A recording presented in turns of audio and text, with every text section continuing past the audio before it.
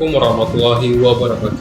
Halo teman-teman semuanya, selamat datang di video kali ini. Kami dari kelompok 2 akan memaparkan materi terkait tentang privasi dan keamanan informasi.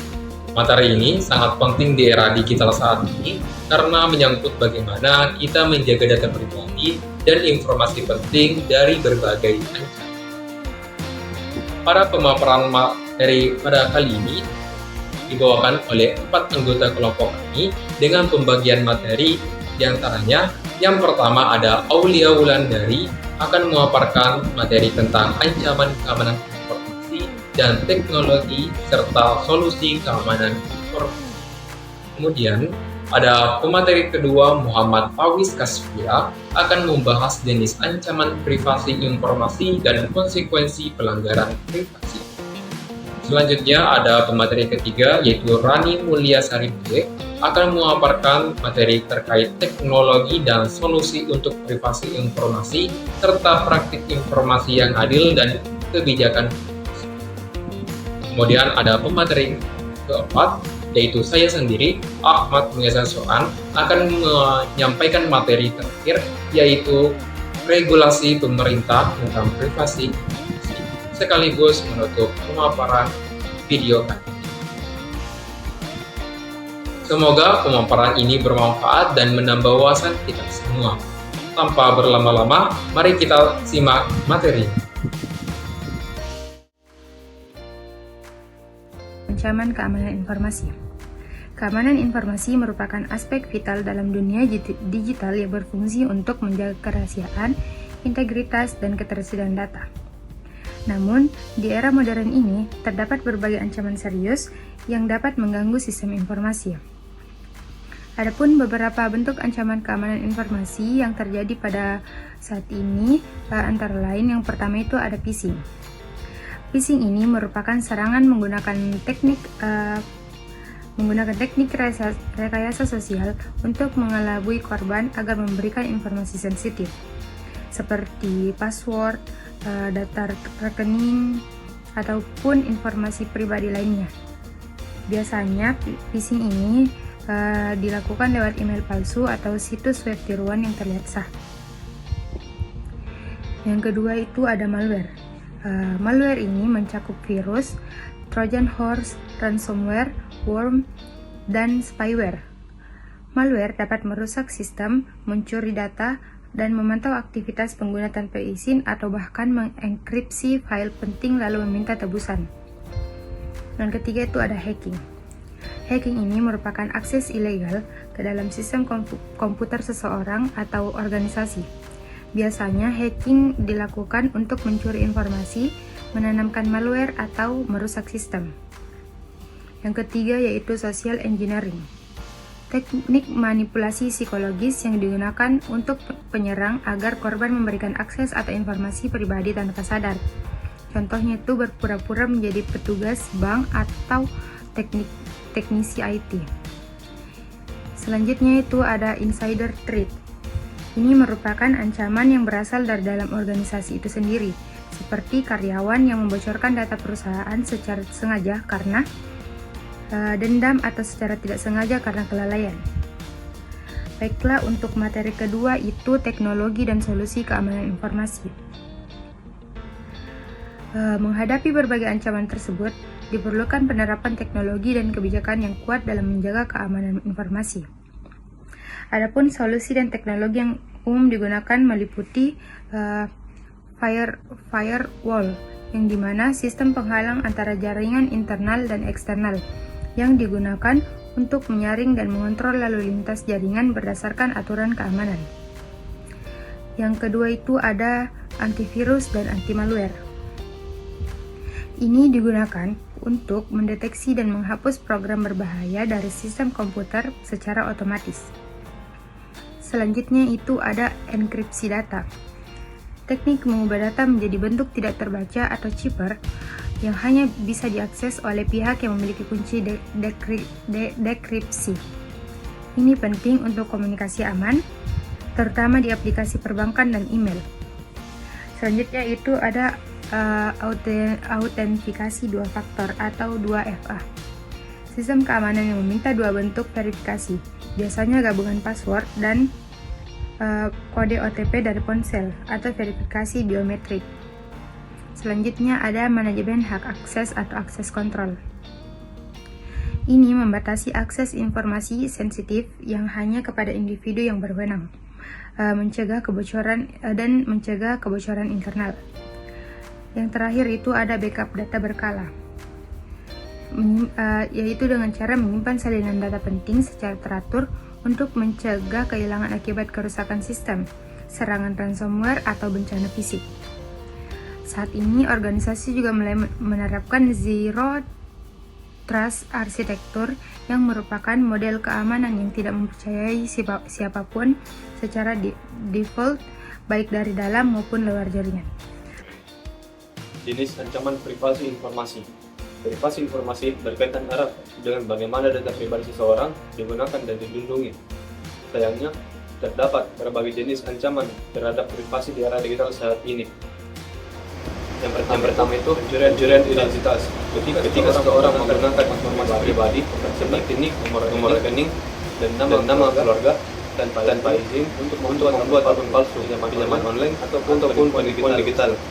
Yang kedua itu tracking dan profil online. Situs web dan aplikasi saling merekam aktivitas pengguna seperti pencarian lokasi dan minat untuk membuat profil pengguna yang digunakan dalam iklan. Terkadang tanpa izin eksplisit. Yang ketiga itu penyebaran data pribadi. Membagikan informasi sensitif seperti foto KTP, nomor telepon, alamat, ataupun data medis tanpa izin dapat disalahgunakan untuk doxing ataupun pemalsuan. Terjadi spyware dan kamera bunyi, perangkat lunak ataupun perangkat keras tentunya digunakan untuk merekam atau mengawasi aktivitas tanpa pengetahuan pengguna. Yang kelima itu aplikasi berbahaya. Beberapa aplikasi yang gratis tak izin berlebihan, akses kamera, lokasi ataupun mikrofon dan mengirimkan data pengguna ke server asing. Itu konsekuensi pelanggaran privasi informasi. Pelanggaran privasi dapat berdampak besar tidak hanya bagi individu, tapi juga bagi perusahaan, lembaga, dan masyarakat luas. Adapun dampak terhadap individu yaitu kerugian finansial. Data bocor bisa digunakan untuk mengakses rekening bank, mencuri saldo e-wallet, atau melakukan transaksi ilegal. Stres dan trauma psikologis, rasa malu, ketakutan, atau gangguan dapat muncul terutama saat data pribadi digunakan untuk mempermalukan seseorang di media sosial. Yang selanjutnya itu pencemaran nama baik. Kebocoran informasi bisa dijadikan bahan fitnah, pemerasan, ataupun bahan gosip oleh publik.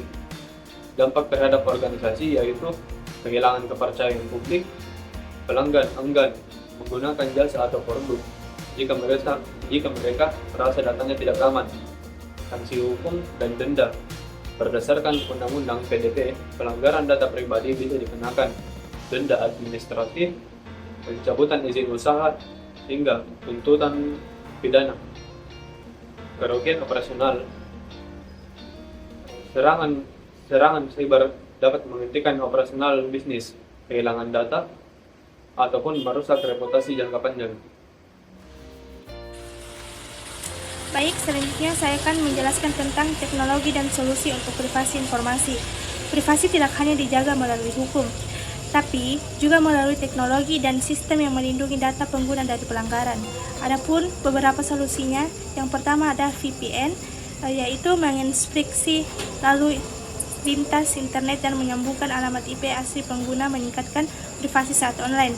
Yang kedua ada end-to-end, digunakan untuk platform seperti WhatsApp dan Signal, memastikan bahwa hanya pengirim dan penerima yang bisa membaca pesan. Yang selanjutnya ada pengaturan privasi di aplikasi. Ini bisa mengatur aplikasi agar tidak mengakses informasi yang tidak relevan, misalnya mematikan izin kamera atau lokasi jika tidak dibutuhkan. Lalu, adapun solusi kebijakan, yang pertama ada kebijakan persetujuan. Setiap data yang dikumpulkan harus berdasarkan izin sadar dari pengguna. Selanjutnya ada kebijakan transparansi. Perusahaan harus terbuka tentang bagaimana data dikumpulkan, digunakan, disimpan, dan dibagikan. Lalu ada beberapa perusahaan kini yang menyediakan privasi dashboard agar pengguna dapat melihat dan mengelola data pribadi mereka secara mandiri. Selanjutnya ada praktik informasi yang adil dan kebijakan privasi. Setiap organisasi yang memproses data pribadi harus mematuhi prinsip Fair Information Practice FIP, yaitu yang pertama ada notice. Pengguna harus diberitahu bahwa datanya dikumpulkan dan diberitahu tujuannya. Yang kedua ada choice, yang pengguna harus diberikan pilihan untuk menyetujui atau menolak. Yang ketiga ada akses. Pengguna memiliki hak untuk melihat, memperbaiki, dan menghapus data pribadinya. Yang keempat ada security, informasi harus dilindungi dengan sistem keamanan yang layak. Lalu, adapun kebijakan privasi yang baik harus mencakup ada beberapa, yaitu jenis data yang dikumpulkan, tujuan penggunaannya, lama penyimpanan, pihak ketiga yang bisa mengakses, dan yang keempat itu hak pengguna untuk menolak atau menarik persetujuan. Kebijakan privasi yang jelas dan mudah dipahami mendorong kepercayaan pengguna dan membantu organisasi patuh terhadap hukum. Di era digital saat ini, hampir semua aktivitas kita meninggalkan jejak data pribadi, mulai dari nama, alamat, nomor telepon, hingga data kesehatan dan finansial. Data ini sangat rentan disalahgunakan jika tidak dilindungi dengan baik. Oleh karena itu, pemerintah Indonesia mengambil langkah penting dan mengesahkan Undang-Undang Nomor 27 Tahun 2022 tentang Perlindungan Data Pribadi atau UU PDP sebagai payung hukum utama dalam menjaga keamanan dan privasi data pribadi warga negara. Terus, apa sih tujuan dan ruang lingkup UU PDP? UU PDP bertujuan memberikan perlindungan hukum yang kuat terhadap data pribadi warga Indonesia. Undang-undang ini berlaku untuk semua pihak yang mengelola data pribadi, baik pemerintah maupun swasta, serta di dalam maupun luar negeri. Artinya, setiap organisasi yang mengumpulkan, mengolah, atau menyimpan data pribadi warga Indonesia wajib mematuhi ketentuan undang-undang ini. Kemudian, ada hak subjek data. Pemilik data memiliki hak, diantaranya pertama, hak untuk mengetahui data yang dikumpulkan dan tujuan penggunaannya. Yang kedua, hak untuk mengakses dan memperbaiki data. Yang ketiga adalah hak untuk menghapus data yang tidak relevan. Yang keempat itu hak menarik persetujuan penggunaan data. Dan yang kelima adalah hak untuk menolak pemrosesan data tertentu. Selanjutnya, ada kewajiban pengendali data. Pengelola data itu wajib, diantaranya pertama, memproses data secara sah, terbatas, dan transparan. Kemudian yang kedua adalah menjaga keamanan dan kerahasiaan data. Kemudian yang ketiga, memberitahu jika terjadi kebocoran data. Dan yang keempat adalah meminta izin sebelum mengumpulkan dan menggunakan data. Terus, apakah ada sanksi pelanggaran? Tentunya, pelanggaran UU PDP dapat dikenakan sanksi dan diantaranya ada dua sanksi. Dan sanksi pertama yaitu sanksi administratif, yaitu berupa peringatan, denda, maupun penghentian sementara. Kemudian yang kedua adalah sanksi pidana, yaitu berupa penjara hingga 6 tahun dan denda sampai 6 miliar. Wow, sangat banyak kan? Kemudian ada prinsip perlindungan data. UU PDP mengedepankan prinsip diantaranya perlindungan, kepastian hukum, kemanfaatan, kehati-hatian, dan pertanggungjawaban. Terus, apakah ada tantangan implementasi? Tentunya ada tantangan dalam implementasi tersebut. Di antaranya, rendahnya literasi digital di masyarakat Indonesia saat ini. Kemudian yang kedua adalah kesiapan teknologi dan sumber daya organisasi. Kemudian yang ketiga adalah penguasaan dan penegakan hukum yang perlu diperkuat. Sebagai regulasi pendukung, ada Permen Kominfo nomor 20 tahun 2016 tentang penyelenggaraan sistem elektronik dan Undang-Undang ITE yang mengatur perlindungan data secara parsial sebelum Undang-Undang PDP. Sehingga Undang-Undang PDP itu memperkuat perlindungan data pribadi di Indonesia. Selain aturan, kesadaran, dan kewaspadaan individu, juga penting untuk menjaga privasi dan keamanan data. Demikian pemaparan lengkap dari kelompok kami mengenai privasi dan keamanan informasi.